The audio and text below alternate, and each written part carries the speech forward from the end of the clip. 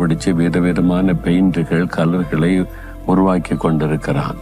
அவர் மலர்ல கொடுத்த கலர், இலைகள்ல கொடுத்த கலர், வானவில்ல கொடுத்த கலர், இப்படி மணல்கள்ல கொடுத்த கலர், ஆண்டவர் கொடுக்கிற கலரை வச்சுதான் மனுஷனே கலர்களை உருவாக்குகிறான். அவர் தான் சிருஷ்டிகர்த்தா.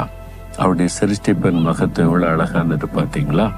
சரி, இந்த நாள்ல ஆண்டவர் உனக்கு என்ன வார்த்தை சொல்றாரு தெரியுமா? ரோமர் 12:21 நீ தீமையினாலே வெல்லப்படாமல் தீமையை நன்மையினாலே வெல்லு. ஆண்டவர் சொல்றாரு, நீ தீமையினாலே வெல்லப்படக்கூடாது, நன்மையினாலே தீமையை நீ ஜெயிக்க வேண்டும் என்று ஆண்டவர் சொல்றார். அப்படின்னா என்னது? உங்களுக்கு யாராவது தீமை செய்வாங்கல்ல, வேலை செய்யற இடத்துல, வசிக்கிற இடத்துல, ஒளி செய்யற இடத்துல, அவங்களுக்கு தீமை செய்யணும், அவங்கள ஏதாவது பண்ணிருன்னு நினைக்காருங்க. நன்மையின் மூலமா அந்த தீமையை வெல்லணுமா?